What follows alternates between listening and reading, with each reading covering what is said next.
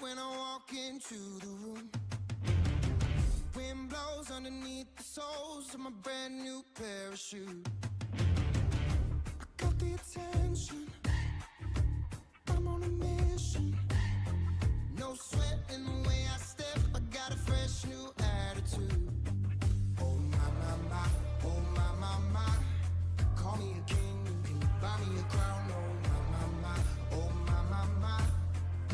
I'm leveled up, and this is my world now. This is my world now. So anyone who try to write me off, tell them they can go and write this down. This is my world now.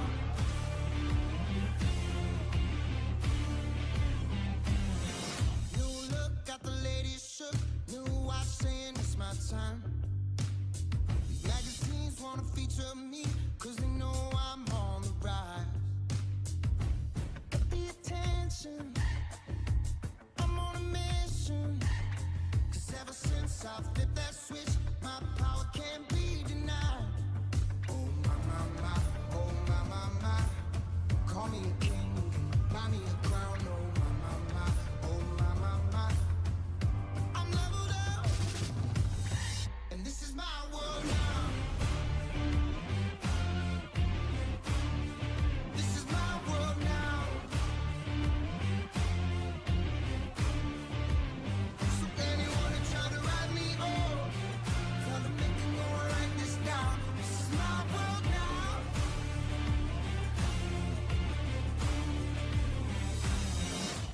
Get the attention, I'm on a mission. Man with a vision. Got a passion, making it happen. Ready for action.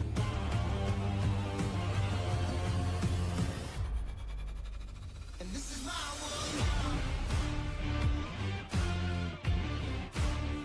This is my world now. So anyone who try to write me off, tell them they can go and write this down. This is my world now. So anyone who try to write me off, tell them they can go and write this down. This is my world now. And this is my world now. And this is my world now.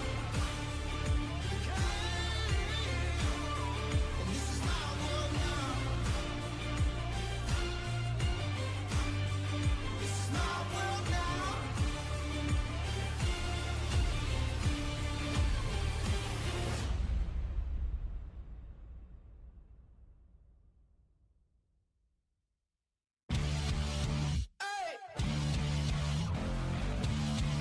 Here we go.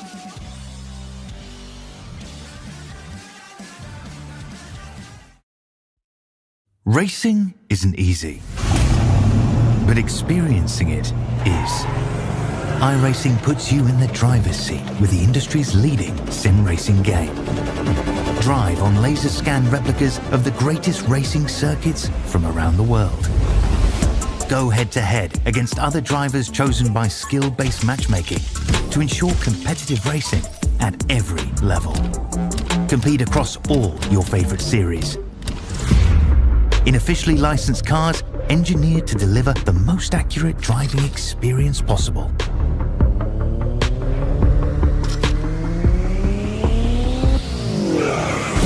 Join a race or host your own with players from across the globe.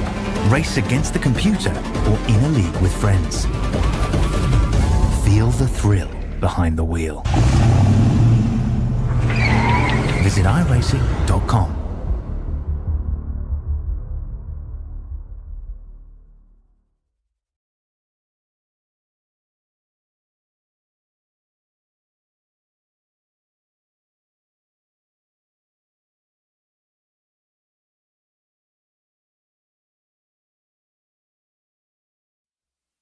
This message is brought to you by the rebrand of Throttle Graphics and Designs. This publication may not be reposted without the authorized written consent of Throttle Graphics and Designs. NASCAR Camping World Ford F-150. NASCAR Xfinity Ford Mustang. NASCAR Cup Series Next Gen Ford Mustang. Arca Menards. This has been the publication of the redesign and rebranding of Throttle Graphics and Designs. This message may not be reposted, republicated, or rebroadcasted without the authorized written consent of Throttle Graphics and Designs. Thank you, and thanks for your time.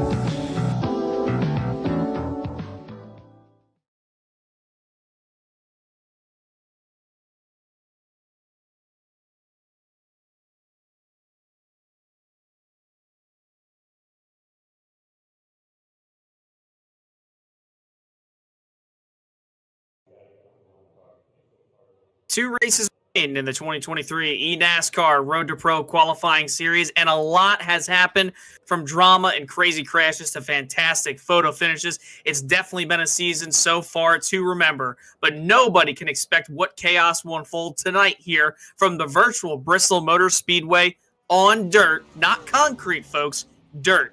Good evening, race fans. I'm Jason Rothfeld alongside my analyst, driver of the number 54, Joe Gibbs Racing Toyota Camry XSC in the eNASCAR Coca-Cola iRacing Series, Daniel Falkingham, and our producer here tonight as well, Ezekiel Reyes. Dan, how you doing tonight, man? I'm doing great, Jason. I'm ready for some Bristol racing, except we're on the dirt tonight. Definitely coming in the biggest wild card of the entire second round. It's definitely going to probably make or break a lot of drivers' races, a lot of drivers' seasons tonight, as this is the penultimate race of round two. This race in 2 weeks at Homestead to decide who is going to be in the Contender Series. So we're definitely in for a show tonight, Jason.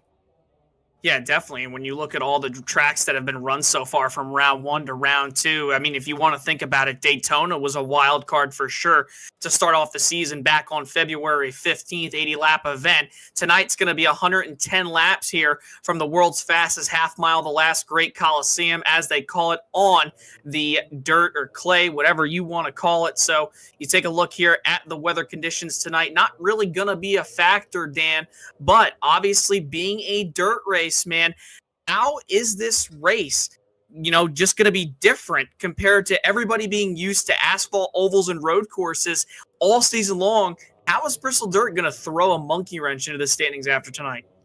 Well, the big talking point tonight is the track and how much it's going to change over the course of the race. This track, as we see in dirt racing all over the country, it's changing every single lap. You might be running the bottom, and there will be laps that are going to be running the top. But we're going to see this line's going to be changing all night long. And also, don't forget, we've had a dirt refresh here on the iRacing surface, which I'm not fully accustomed to just yet. So I'm definitely going to be a little cold turkey on what I'm trying to explain tonight. So I'm going to be learning just as much as everyone else tonight. Probably is with you as well. But definitely going to be a lot to learn tonight. And it's only 110 laps to get it all done. So not a lot of time if you're going to want to get to the front. And with a lot of, there could be a possibility for a lot of caution flags tonight too, because of how hard everyone, how aggressive everyone's going to be tonight, with pretty much little to no room for error. It's definitely going to be a show to watch, where the track's going to be changing every single lap. Drivers going to be moving around all over the place. It's definitely going to be a show. A driver who doesn't race dirt a lot, how would you have prepared tonight? Obviously, this being probably the biggest wild card, if you want to make an argument compared from this to round one for race number one at Daytona. If you're a driver like, Kaplan maybe, or Avila or Burns, just to name a few, not saying they don't run dirt a lot, but if you're drivers like them, for example, if you've never touched dirt realistically, how do you prepare for tonight's event? Yeah, just simply definitely have to probably try to just work a lot harder, try to put in more time to just really get acclimatized. And probably maybe if you got a lot of teammates who have a lot of dirt experience, you can go over and lean on to them. I know I had to lean on heavily with a lot of my teammates last year because I am no dirt guy. I'm not afraid to admit that. But definitely a lot of help went a long way last year, even though I didn't get the result I desired because literally nothing went right for us here last year. So, But thankfully, it was enough to get us through because of all the races we've had throughout round 2. But definitely a race I struggled with a lot last year, and I wouldn't be surprised there's going to be a lot of people that are going to be way out of their comfort zone tonight as well. Like guys that are below the cut line, they need a big night. Guys that are above the cut line, they just need to maintain what they're doing. And I always try we're going to see a very, very big points shakeup by the time 110 laps are complete here tonight. Put it this way, folks. Obviously, after tonight, or not after tonight, but after in a couple weeks' time when we go to the virtual Homestead Miami Speedway at same time on September 28th, top 20 will advance into the Contender Series to try to compete, to try to make the eNASCAR Coca-Cola iRacing Series. So we'll see how that goes. But Dan, the points are so tight here, and a lot of people, myself, you, Mr. Terry Radford, and a lot of competitors and people watching have said this has been probably the tightest competition-wise standard for the eNASCAR Road to Pro qualifying series in quite some time. For sure. And mind you that there is a drop week that is still to be implemented once the season is over, but we do have a live timing sheet that does give us the points over everyone that has with the drop implemented after last race in Milwaukee. So we'll be keeping track of those points where everyone's running tonight, and we'll try to see a lot of shakeups in the points after this night is over with. But Jason, it is time to grid these bad boys up, and we're ready to get racing here tonight on the dirt. Ready to go time. Here we go. Row 1, you got Zach Nichols, Jake Nichols starting on the front row in that number 44 and 73. Row 2, you got Briar LaPrade, Michael P. Frisch in that 58 machine. Row number 3, Brian Mercurio, Jackson Crowder. He's been pretty strong all season long here in Road to Pro. Row 4, Daniel Buttafuoco, your point leader here tonight, and Cody Harris in that 23 machine.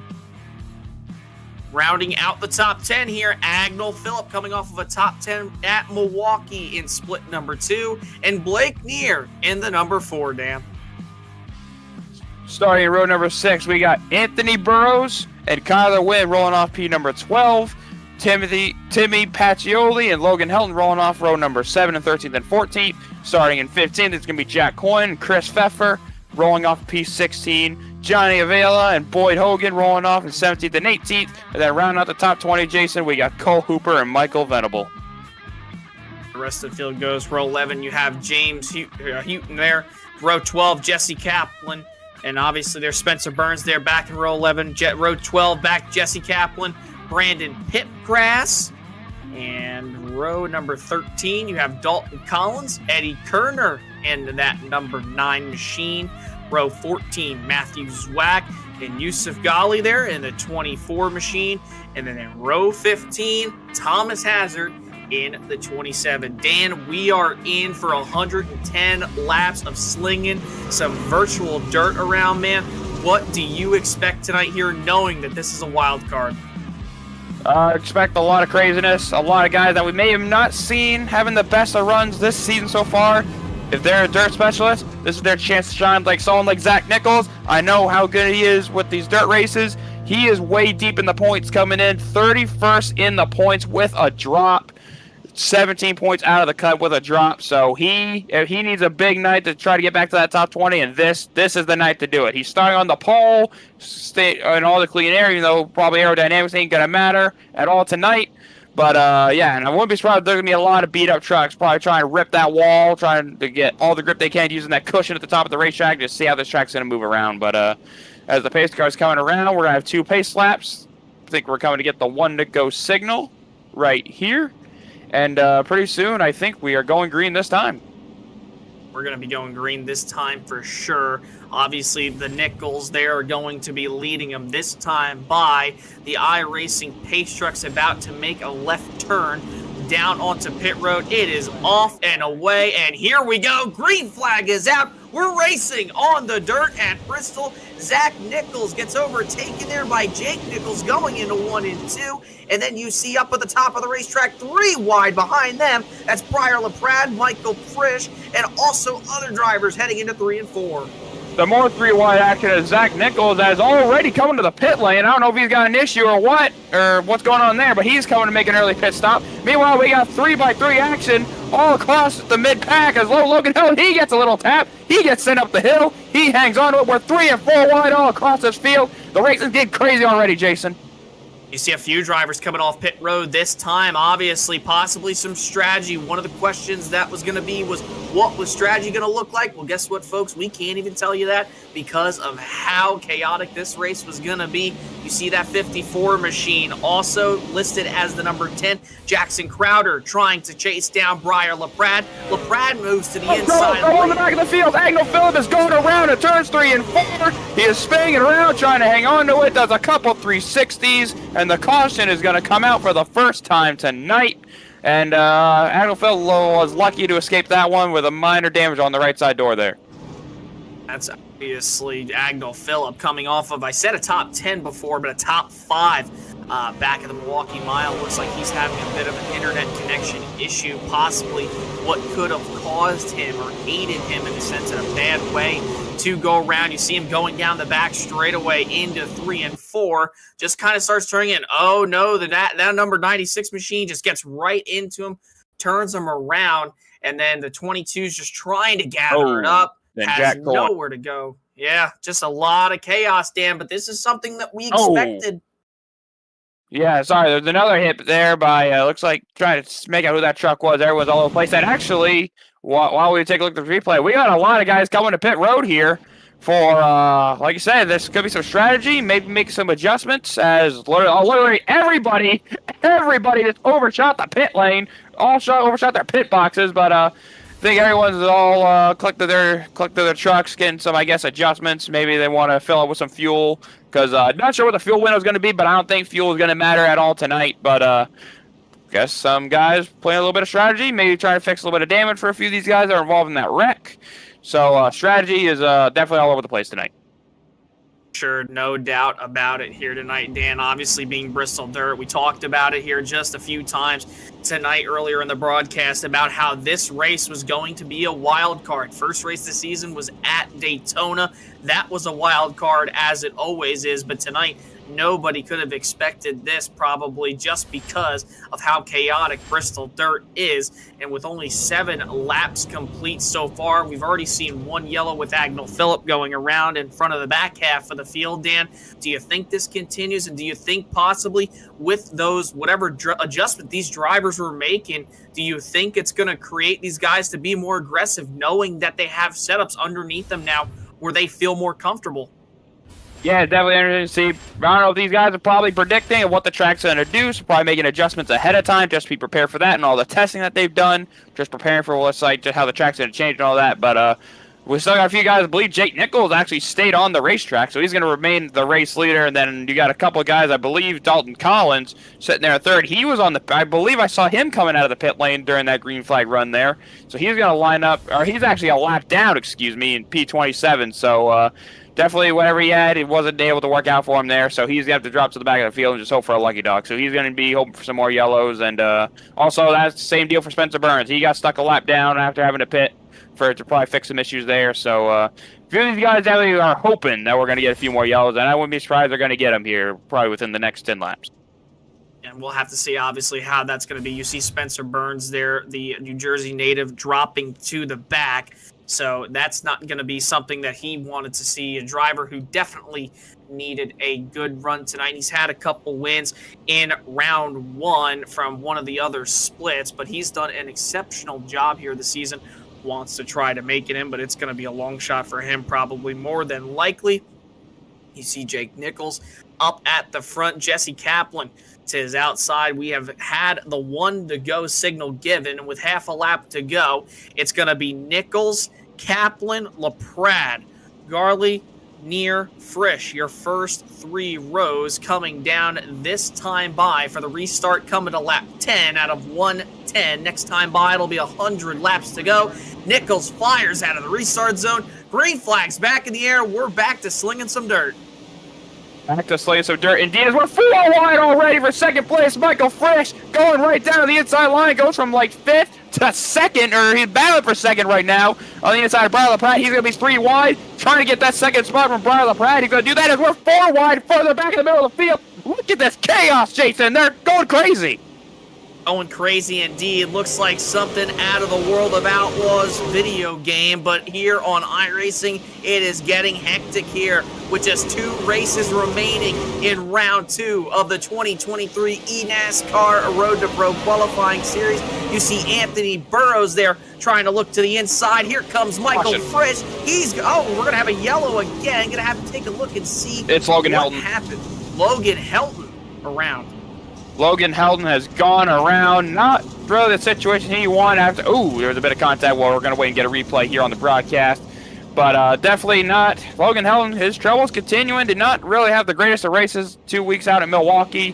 Was just trying to come in, as you see right there. Just Logan Helton, it looks like Jack Coyne are getting together.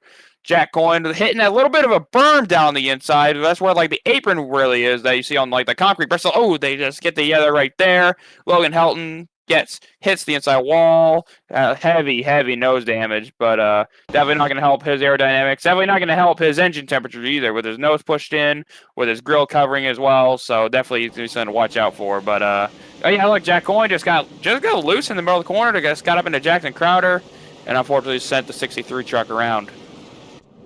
And that's the thing, too, obviously, for Logan Helton. He has had one strong season, to say the least, so far.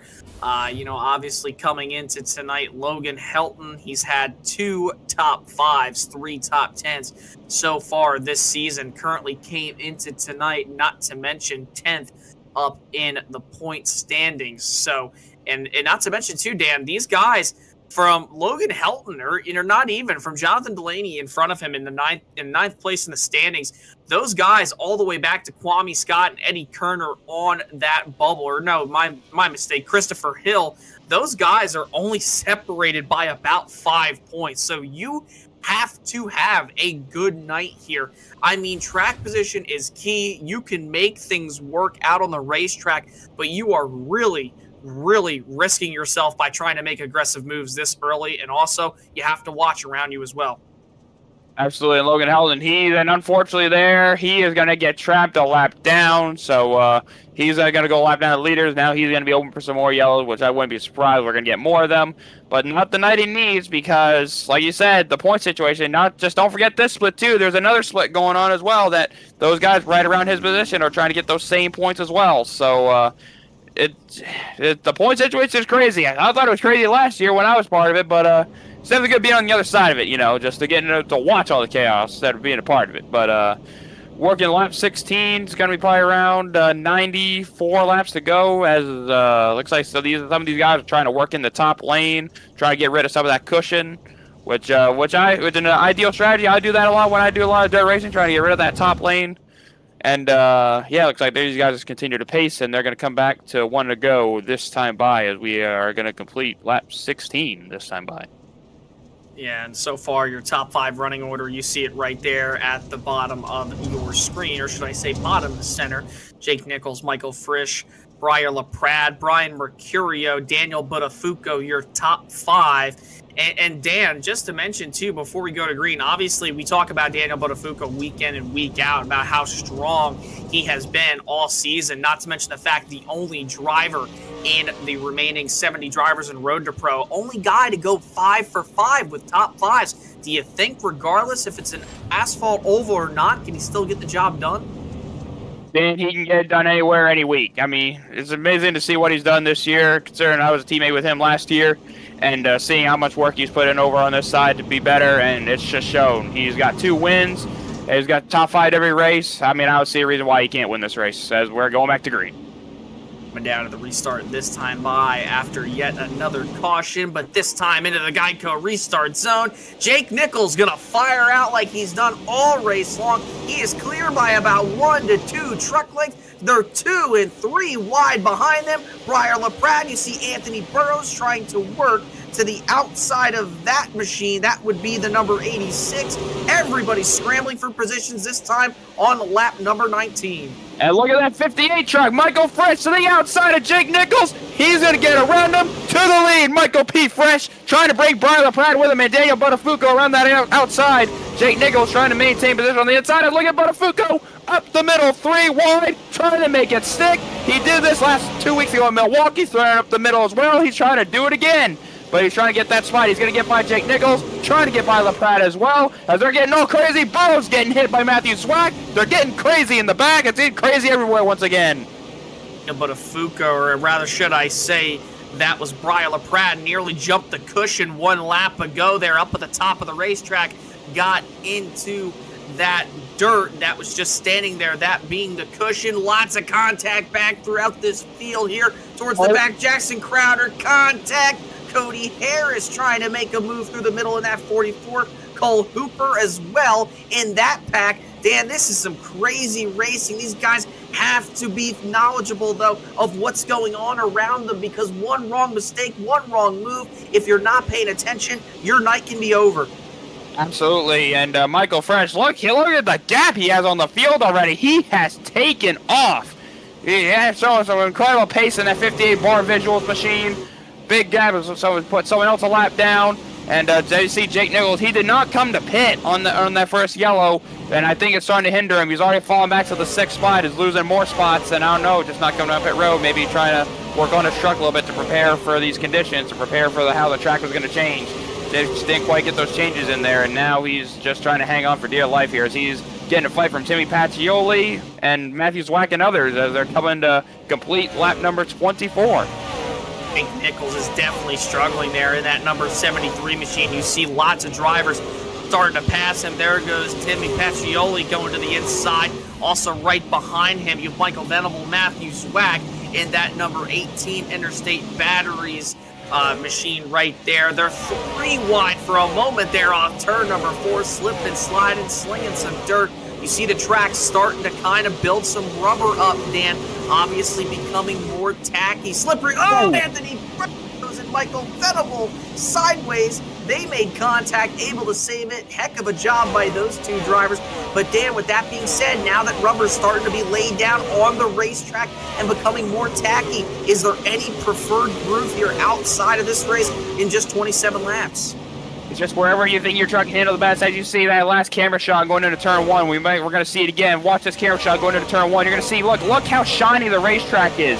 Very shiny. It's very slick. Guys may be very good and slick, but a lot of those guys are trying to go to that outside, trying to get up in that cushion to get as much grip as they can on that right rear. But these guys trying to keep working over this track. The track's going to keep on changing over these next 80 or so laps. As we got more position back here for Jackson Crowder and Kyler Wynn. They're battling just outside the top 10. You got ahead of him Anthony Burrows, Zach Nichols, who started on the pole. He's trying to make his way. He's made his way past Jake Nichols. So he's making his way back up through the field, trying to crack a top 10 spot. And we got a side-by-side battle for P2. Daniel Buttafuoco and Brian LaPrade. These two, they've been trying to work each other over for the last 5 to 10 laps. Buttafuoco, he just can't seem to get that move done, but he's going to keep working him over. Yeah, and Buttafuoco's going to go down to the inside of Brian LaPrade. They've been going side-by-side, like you just mentioned, Dan, for quite some time. And obviously, Michael Frisch is lights out. He's practically 1 to 2 turns ahead of these guys, and he is also right below that cut line behind Christopher Hill by 2 points. So this would be a huge night for Michael Frisch if he were able to pick up a win tonight, or excuse me, he's actually only a couple points above the cutoff line in the 19th position. So still, regardless of where he's at in the points, this would be a huge night. But Brian LaPrade, Daniel Buttafuoco still battling side by side. LaPrade nearly jumps the cushion. You ride from the passenger side, closes in on Buttafuoco, lays off of it. He'll continue to rip the outside right along the cushion.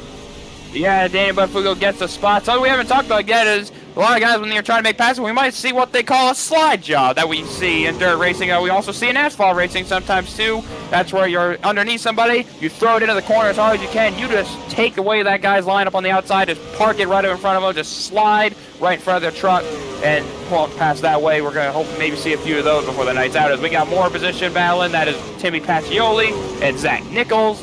Nichols going to battle to the inside of Pacioli. Pacioli is blinking out a little bit, having a little bit of internet troubles. And now he's trying to get to the inside of Matthew Zwack.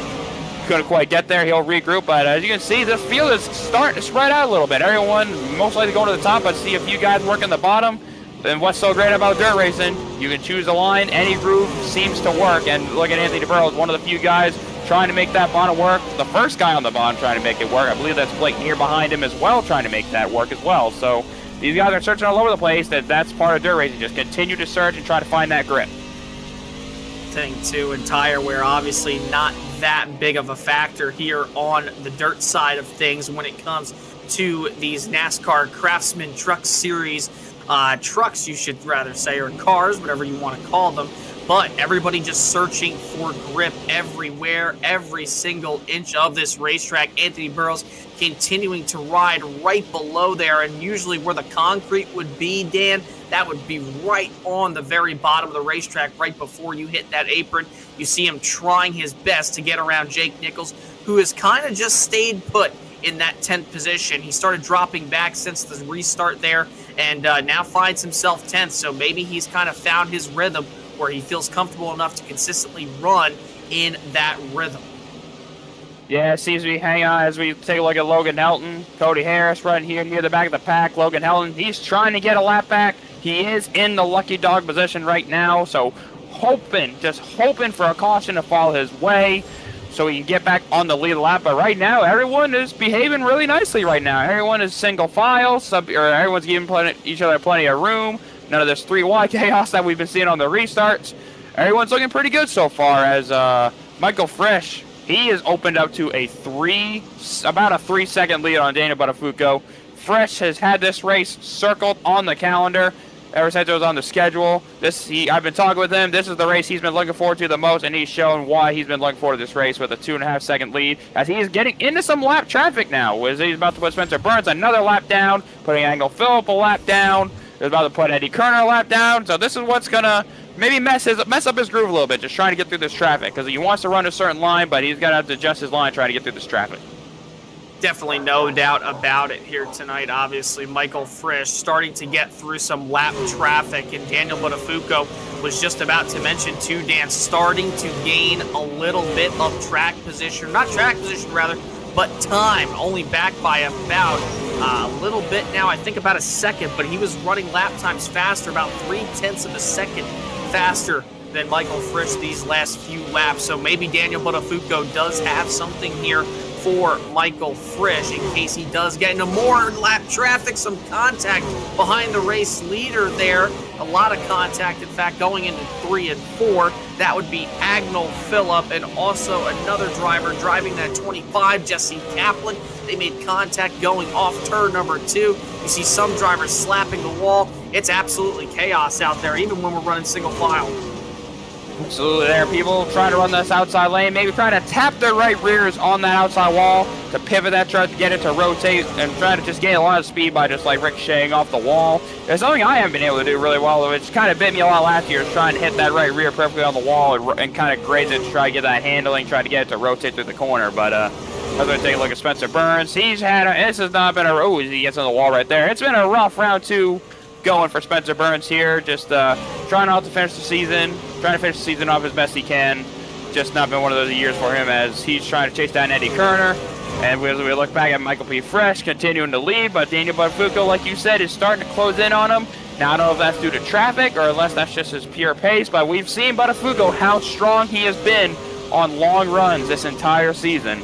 Like we've seen, he doesn't have the greatest qualifying efforts, but he's always drives up through the field, and he's always in the top 5 when it's all said and done. So could this be another story of Buttafuoco driving through the field and trying to maybe hunt down that leader he's been known for this entire season?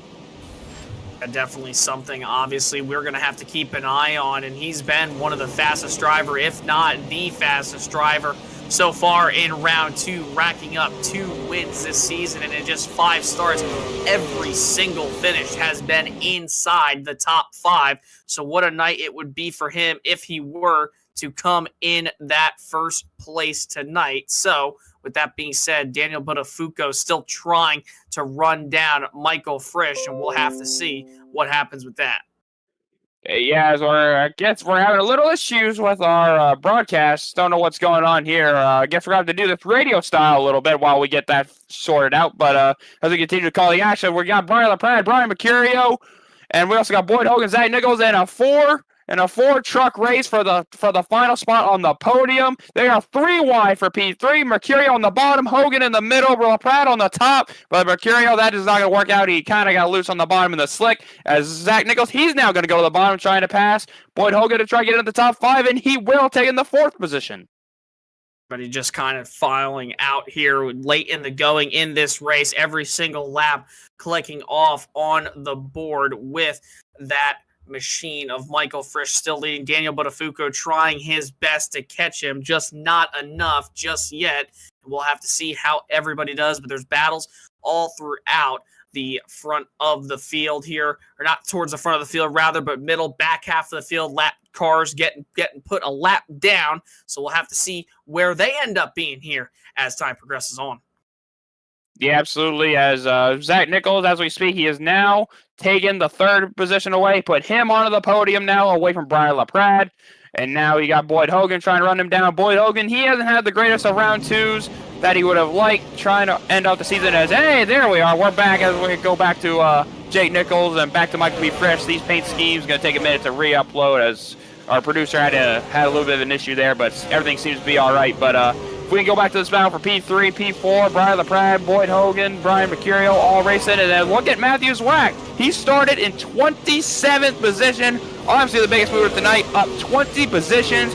That truck is working really well for him, and maybe see if he can go get a top 5 here. Matthew Zwack's kind of had a consistent season himself, currently inside the top 20 in the points, just by about 7 points or so, maybe a little bit less. And so far this season, it's been kind of as an all-right season for him. 1 top 5, 3 top 10s. So, like most of the field, it's just been kind of, sometimes it's a rough go, sometimes he has really strong runs. And for Matthew Zwack, obviously, this is an exceptional run.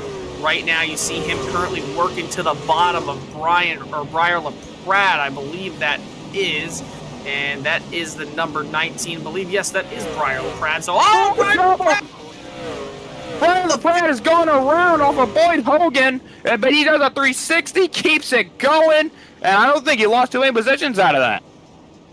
Definitely did not right there. Hard racing late in the going towards that run, and we're going to rewind it back here. You see that number 96 right on the bottom of the racetrack starts sliding up right into that left rear of Briar LaPrade, and unfortunately makes just a little bit of contact with him. There he goes right there, starts to straighten it out.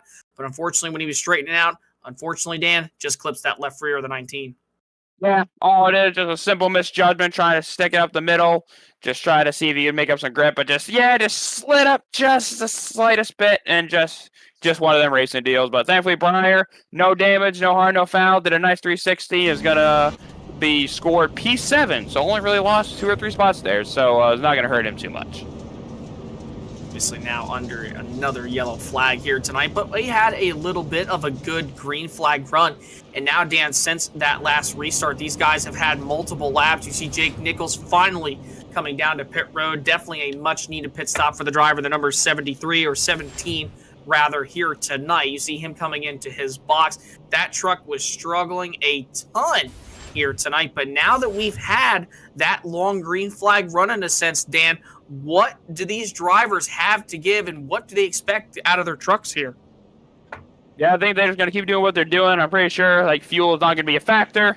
So everyone just keep it on the racetrack. But Jake Nichols, he kind of free falls in that first little bit of the long run we just had. So maybe he's trying to come in and work on that truck a little bit, going to give up a few spots, which it ain't going to lose too much because there's only 19 trucks on the lead lap. Old Michael Frisch lapped up to P20. So this shows how fast Michael Frisch has been, just putting so many guys a lap down.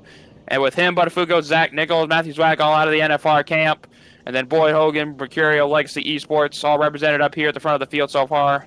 NFR, they brought a piece once again, just 1, 2, 3, 4 right now as they run. It's been a good night for them so far, and hopefully they can finish it that way as we are just past the halfway point now. Guys running that top of the racetrack right there under caution. Now, obviously, I know me and you are both not dirt guys. We grew up on the asphalt side of things here. whether it be in real life or on the sim. I've only done a little bit of dirt racing here on the sim, whether it be with a 410 sprint car or a dirt street stock. But why are they running right up at the top of the cushion like that? Is there any reason in particular why?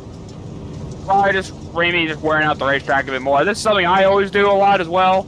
Probably try to wear out that top lane, probably to give these guys a bit more options, because that's like where the cushion is. If that cushion is completely gone, maybe they can go. Maybe they'll search right back to the bottom. Maybe the bottom will have the most grip again.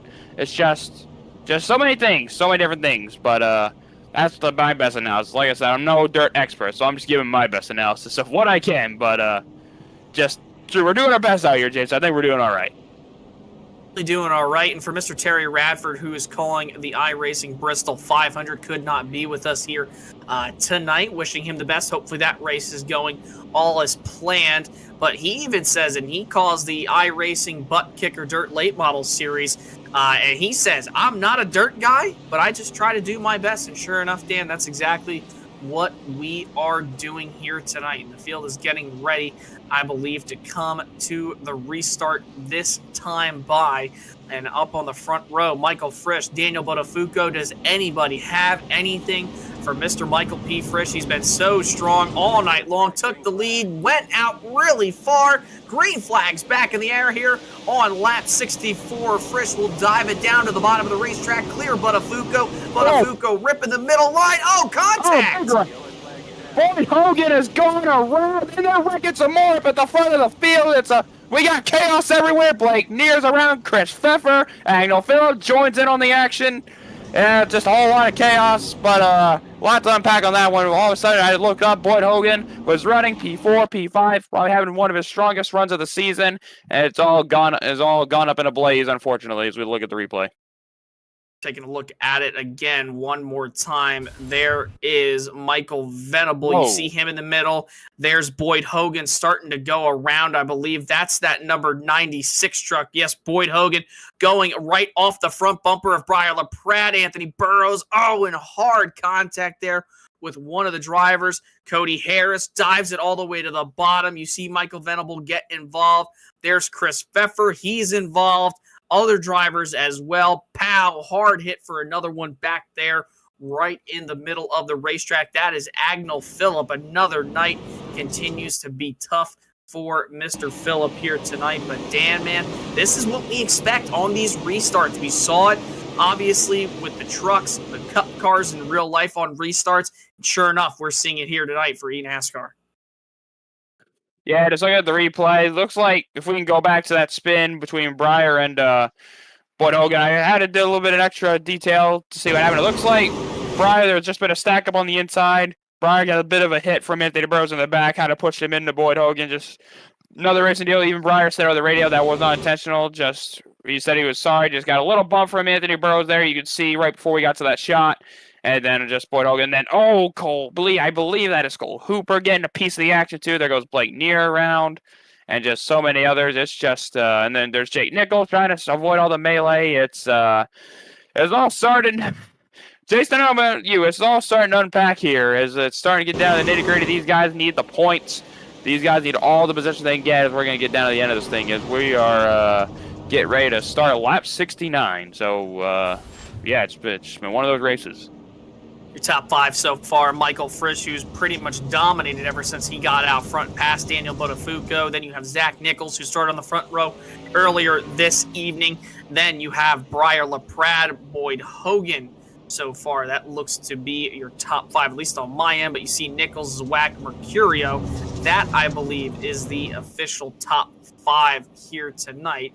So as we run around on, obviously, the top side of the racetrack, and for everybody liking the dirt racing action here tonight, obviously, if you want to do so, you could scan the QR code that's going to pop up on your screen so you could catch all the latest iRacing and eNASCAR news. If you just scan that QR code right now, you can sign up for the eNASCAR newsletter to get all the latest updates and offers. And if you like the racing that you're seeing from tonight at Bristol Dirt and have an interest in starting your sim racing career, you can go to iRacing.com right now and sign up for 40% off if you're a new member. So what are you waiting for? Go to iRacing.com today to check out the sim racing world, or scan the QR code. Get all the latest updates for iRacing and eNASCAR. Well,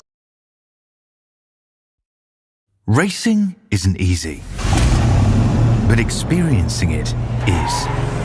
iRacing puts you in the driver's seat with the industry's leading sim racing game. Drive on laser scan replicas of the greatest racing circuits from around the world. Go head to head against other drivers chosen by skill-based matchmaking to ensure competitive racing at every level.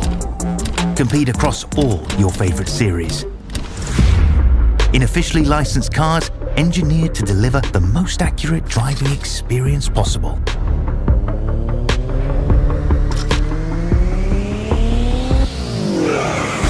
Join a race or host your own with players from across the globe.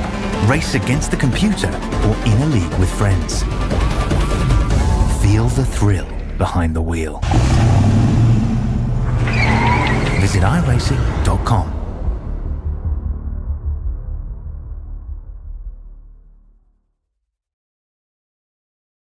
We're completing lap number 76 of 110. We're getting down to the nitty gritty as they're back to turn number 1.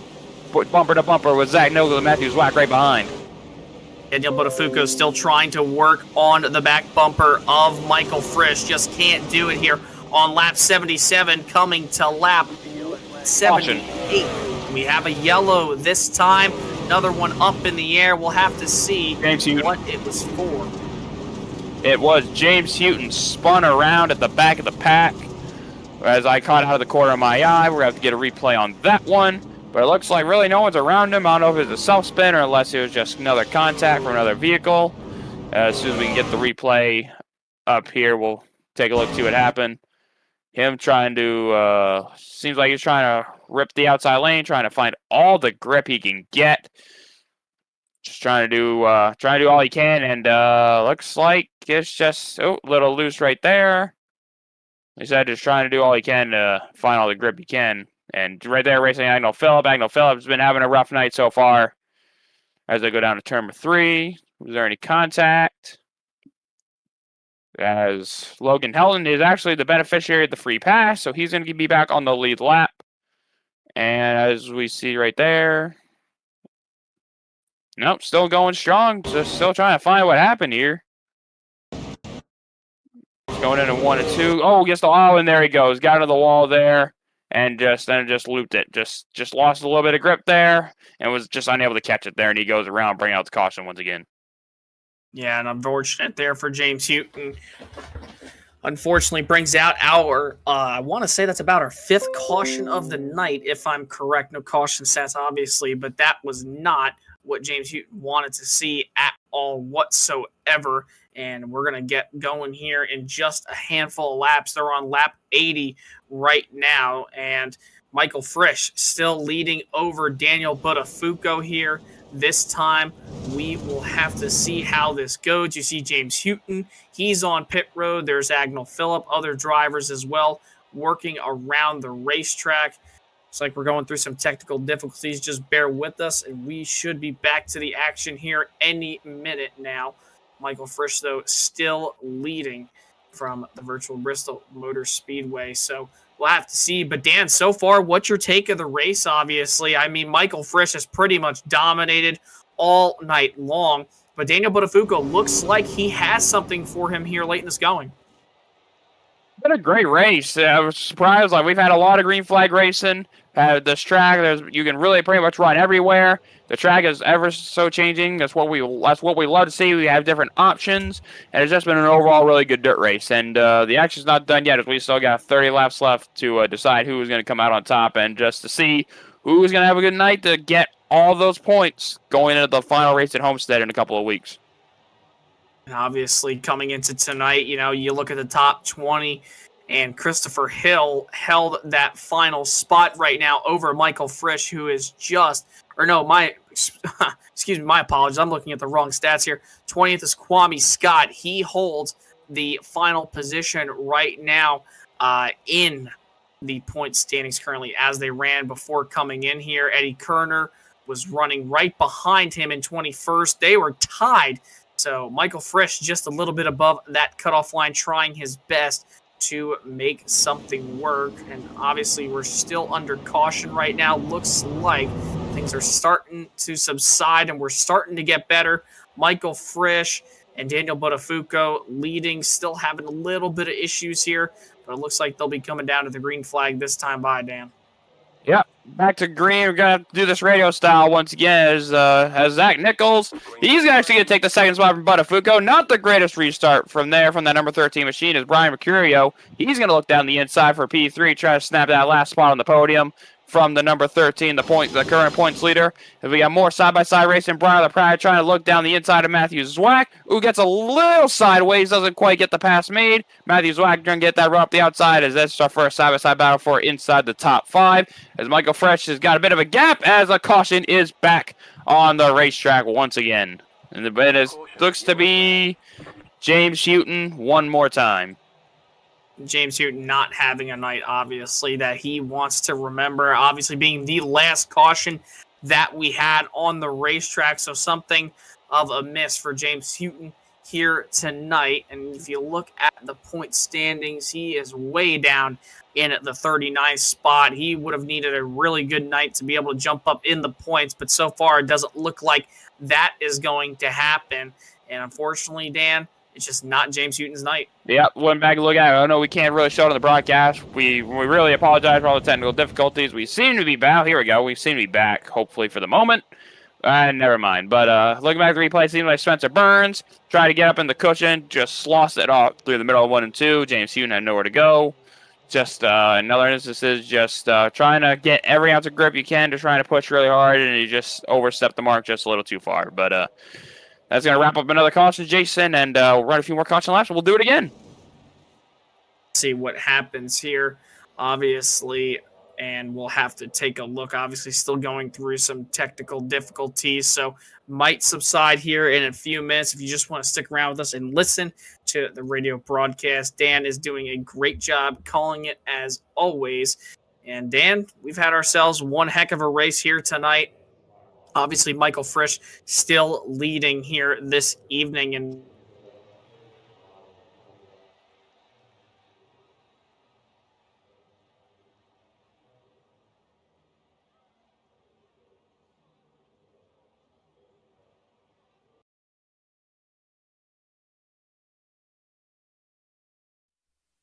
This message is brought to you by the rebrand of Throttle Graphics and Designs. This publication may not be reposted without the authorized written consent of Throttle Graphics and Designs. NASCAR Camping World Ford F-150. NASCAR Xfinity Ford Mustang. NASCAR Cup Series Next Gen Ford Mustang. Arca Menards. This has been the publication of the redesign and rebranding of Throttle Graphics and Designs. This message may not be reposted, republicated, or rebroadcasted without the authorized written consent of Throttle Graphics and Designs. Thank you, and thanks for your time.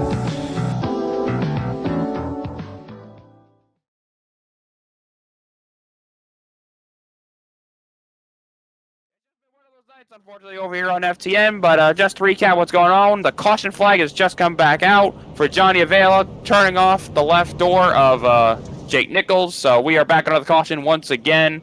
So hopefully we can get a live feedback, get ourselves back on action, and then we can call these final 10 laps. And like I said, sorry for the inconvenience, Jason. I believe we're back, and just now that we're back, just see if we can try to recap like what's gone down. We've had a lot more 3 and 4 wide racing. Zach Nichols, he made a challenge for the lead, wasn't quite able to get there. Michael Frisch hung on one more lap, and he's still the race leader. yeah, no doubt about it. Michael Frisch is just continuing to lead, obviously, whatnot. So we'll have to see how he ends up doing. Still the leader, Zach Nichols, currently second. Daniel Botafuco in third. Matthew Zwack fourth. Brian Mercurio sits in your top 5. Dan, you got the rest of the top 10. Rest of the top 10, we got Chris Pfeffer, Michael Venable, Boyd Hogan, Jack Coyne, Logan Helen, Cole Hooper, Blake Neer, Jake Nichols, Eddie Kerner, Thomas Hazard. And I'm just going to go through the rest of the field real quick. Kyler Wynn, Anglo Fellow, Johnny Avila, Brandon Pickgrass, Jesse Kaplan, James Hughes, Donald Collins, Spencer Burns, and Yusuf Galley. try to get through that quick before we go back green because I do have an update from Split 1. Seth the Merchant has taken the checkered flag. He has won his split. So Split 1 is done and dusted.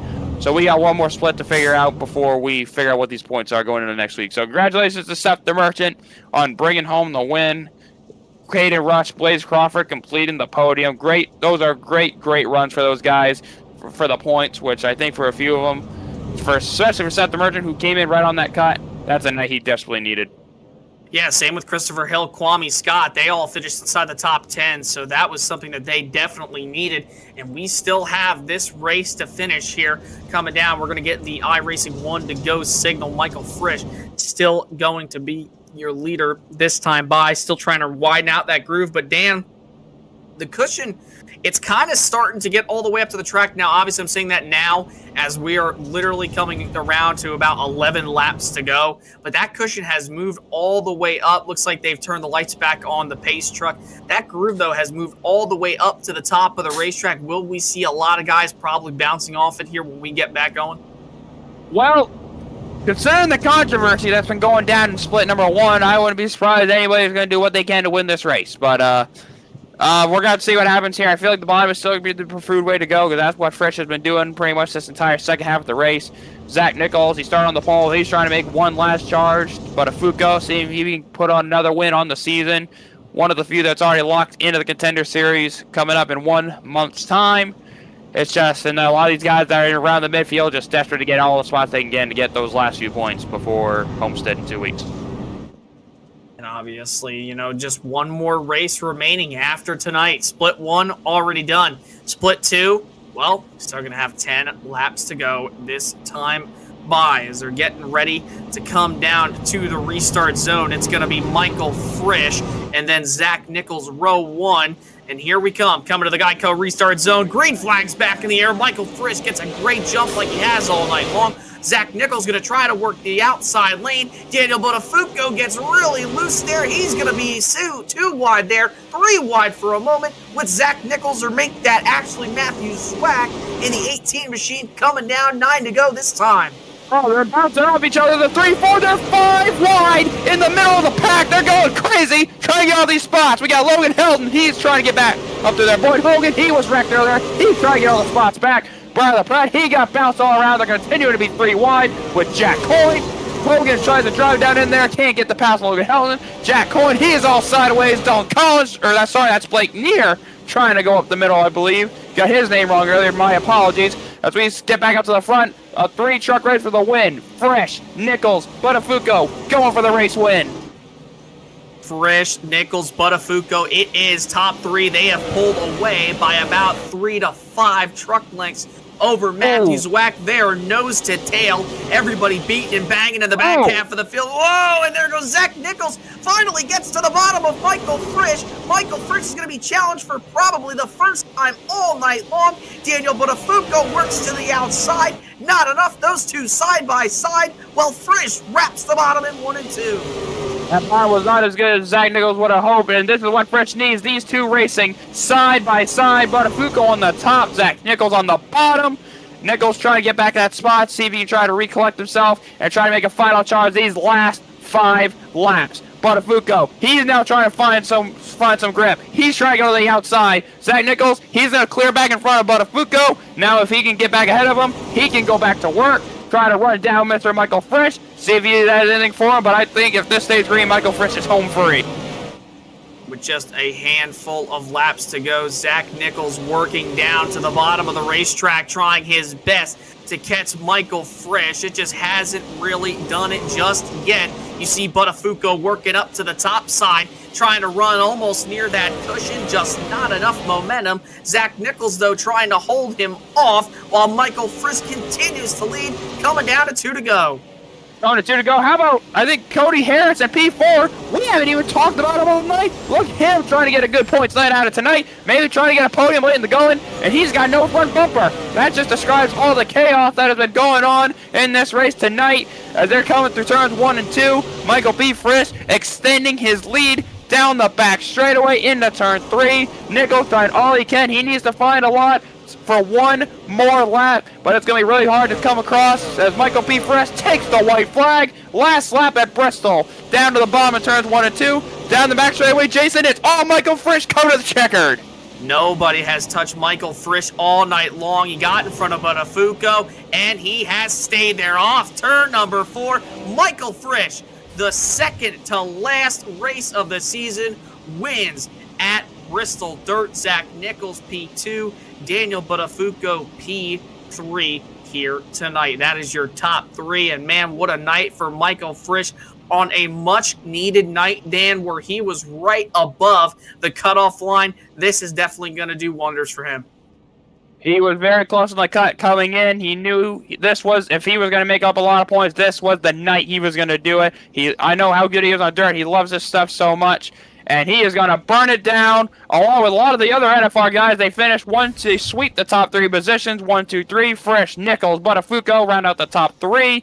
Matthew Zwack coming home in P number 6 with Cody Harris, Anthony Burrows right in between them. But just I can't say enough about this NFR group, man. They've been unreal this entire second half of the year. I know I might be a little biased, but just seeing like what they've been able to do this entire second round has been pretty incredible. And probably going to lock in a few guys as we're going to scroll down the results here, Jason.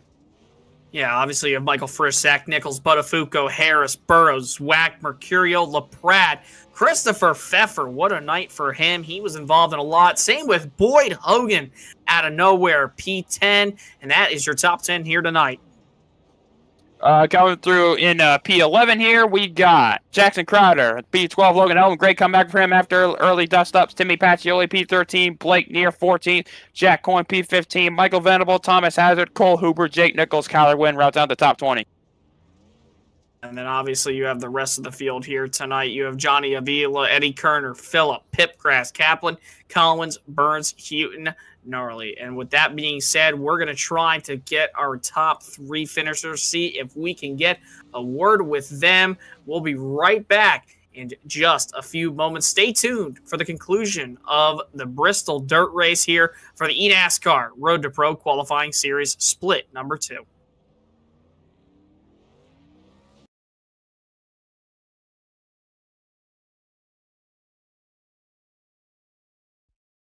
Racing isn't easy, but experiencing it is. iRacing puts you in the driver's seat with the industry's leading sim racing game. Drive on laser scan replicas of the greatest racing circuits from around the world. Go head-to-head against other drivers chosen by skill-based matchmaking to ensure competitive racing at every level. Compete across all your favorite series. In officially licensed cars, engineered to deliver the most accurate driving experience possible.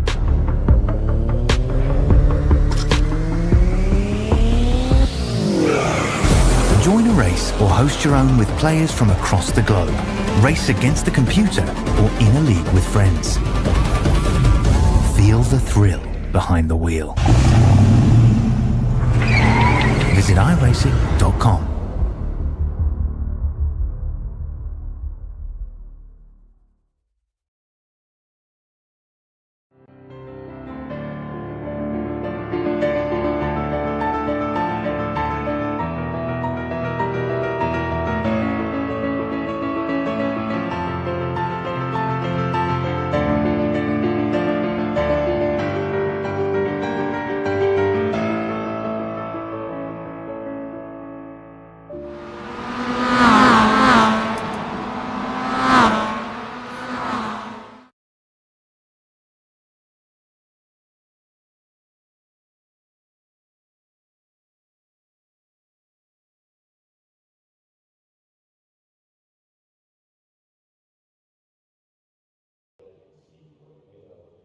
Welcome back to coverage of the penultimate race of the Round 2 Road to Pro schedule here at Dirt Bristol. We have just wrapped up. Michael Frisch coming on with the win, Zach Nichols P2, and Daniel Buttafuoco P3.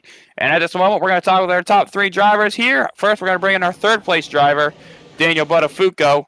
Dan, P3, another top 5 man in NFR 1, 2, 3 sweep. What a night for you guys. Yeah, I didn't expect this at all, to be real with you. I mean, I knew we had pretty good drive off from testing, but that was just ridiculous. I mean, that was an amazing set. Everybody came together there. Felt like we had a really good base originally, and then Blaze put in a lot of adjustments and really just made the truck handle a lot better. It was night and day. So, um, man, just everybody, just has been a great help. A little bummed there because towards the end, our pace is a little bit better than Frisch when we were right on his bumper, but my restarts are pretty terrible. So I couldn't really get to him in time to make a run or a challenge because the Harvick line at 3 and 4 was starting to come in for me, and I just ran out of time. But that's something I'll have to work on eventually. But still, an amazing race, amazing run. Yeah, it seemed like you were definitely working him over on that little bit of a run. Definitely, those cautions definitely interrupted your progress, but just you're already locked into the contender series. You're probably going to hang on to the points lead once again, going to the final race at Homestead, where just go have some fun, try to get the rest of all your teammates in. But like honestly, like what does this say about this group? Like you guys have been putting in so much work these last few months, and just the amount of success across the board for also your teammates. Like what does that mean to you?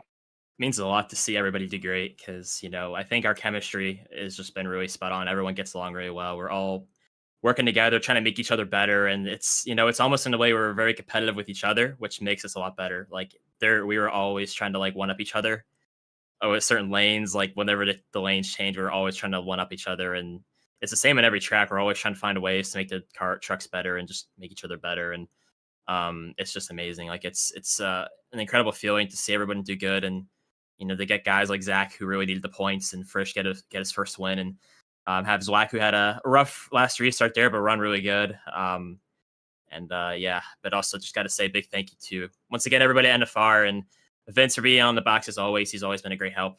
We've worked well together, and Graham for being the spotter tonight. JD's at Bristol right now, so he couldn't make it, but I'm sure he'll be pretty happy with my third place finish. But Graham did a great job spotting, and big thanks also to Jarrett Liebert and Eddie Kerner for joining along as well. And Jarrett's been a big help as well the past day or so with getting everything ready and tidy. So everyone's been doing a great job, and it just means a lot to be in this position. And I'm pretty sure we locked up the championship, I think, with a race to spare. I'm pretty sure. I think our lowest finish is still a 4th. So that's really good. And it just goes to show how strong we've been this year, and just the execution has been on point. It's been a heck of a lot better year than what we had last year. I can tell you that. It's been an amazing season. It's just goes to show how great of a team we are. It's awesome.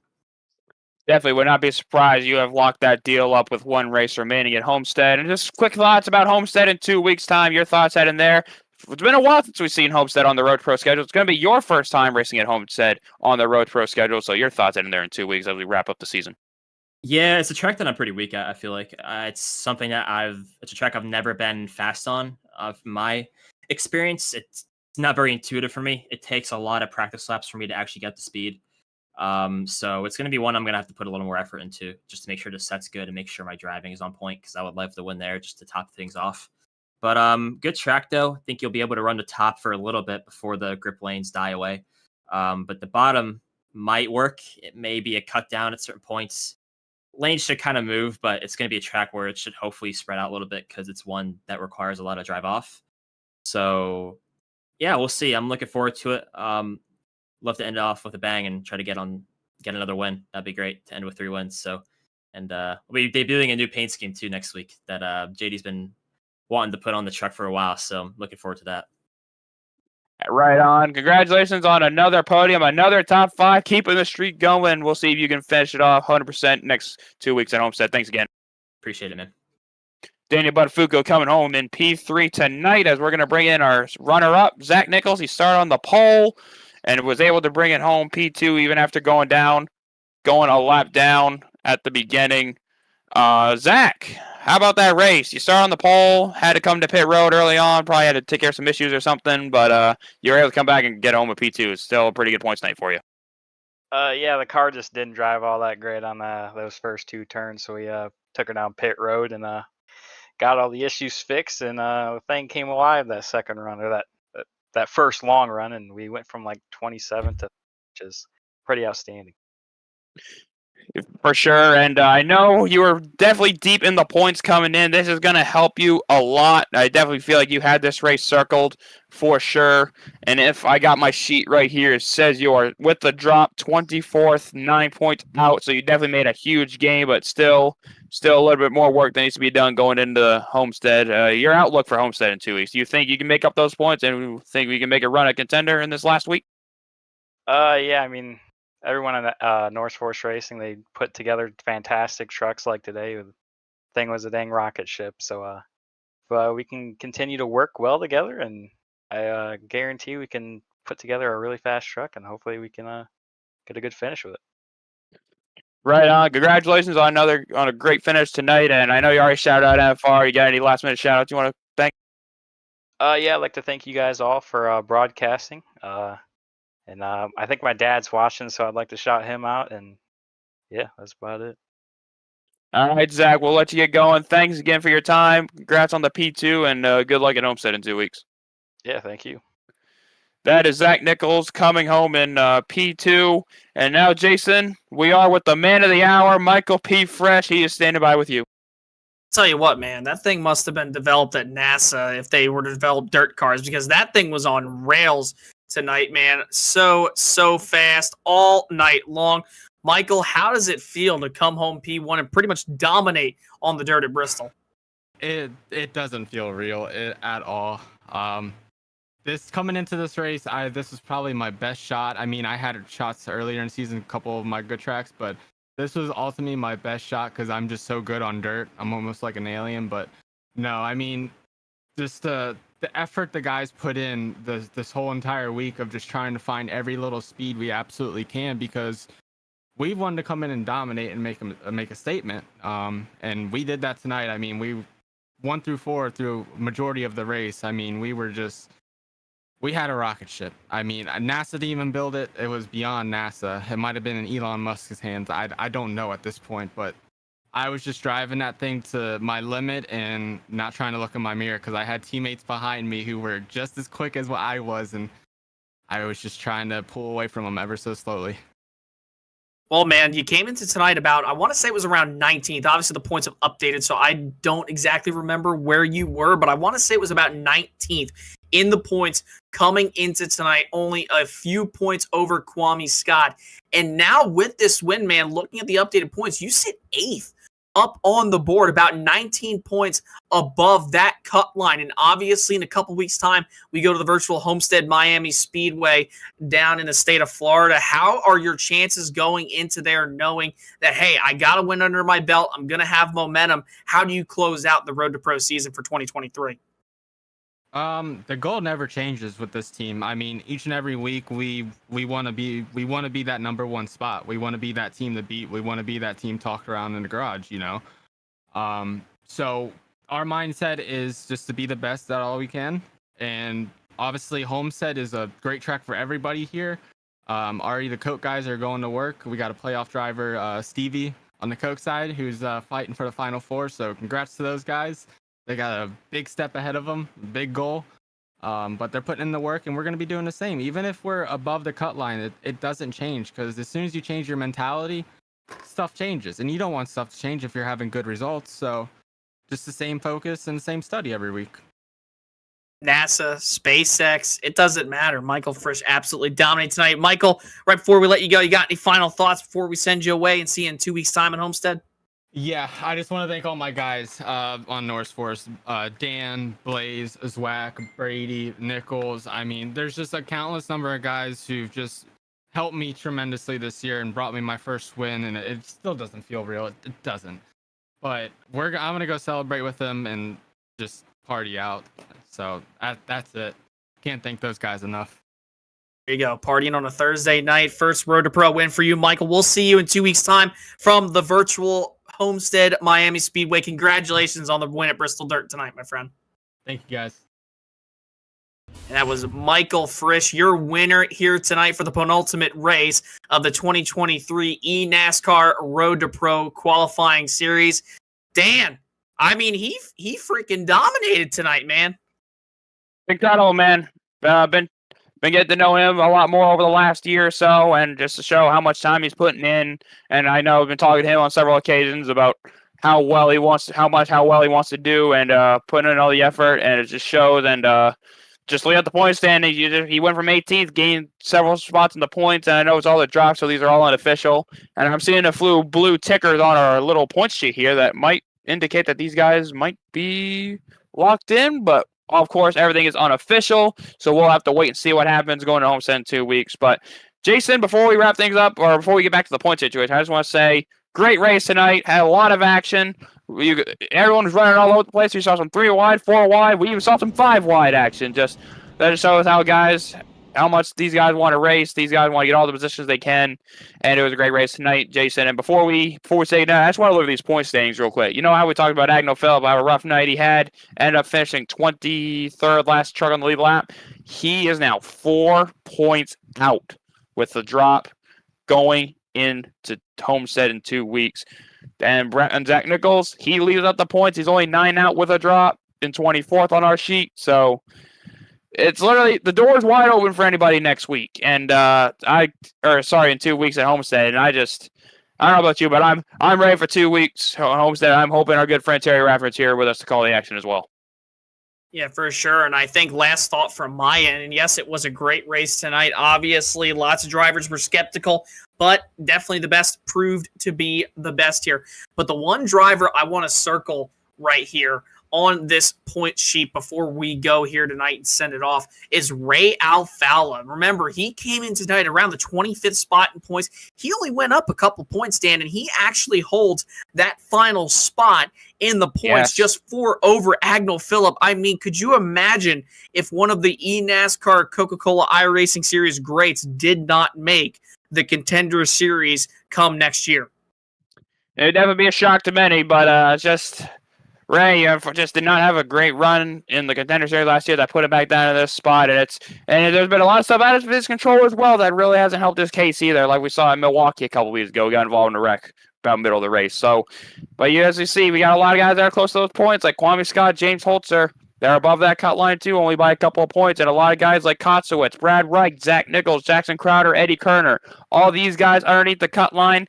They're going to need a lot of help in 2 weeks' time. But depending on how many people we get to race, if we only get like 20, 25 people to race in 2 weeks, because we've seen this happen before where people just drop out of the series and don't run the final races, it's definitely going to put those guys in a lot of hole. And a lot of those guys need as many people to race. In case people have issues, they lose a lot of points. But all I'm going to say is we're ready for 100 laps of action at Homestead in 2 weeks' time. But right now, I think it's time to say goodnight from the dirt.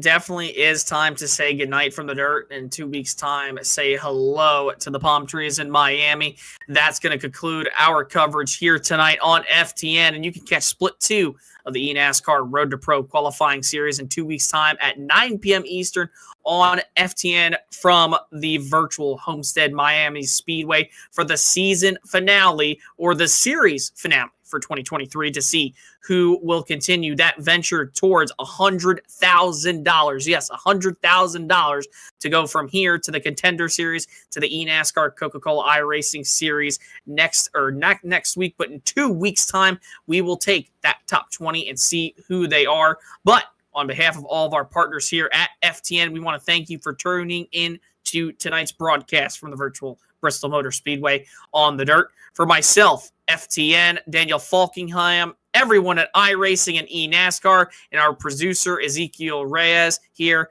we want to wish you an awesome weekend, and we'll catch you 2 weeks' time where we will rip the high line from the virtual Homestead Miami Speedway. Good night. Racing isn't easy, but experiencing it is. iRacing puts you in the driver's seat with the industry's leading sim racing game. Drive on laser scan replicas of the greatest racing circuits from around the world. Go head-to-head against other drivers chosen by skill-based matchmaking to ensure competitive racing at every level. Compete across all your favorite series. In officially licensed cars, engineered to deliver the most accurate driving experience possible.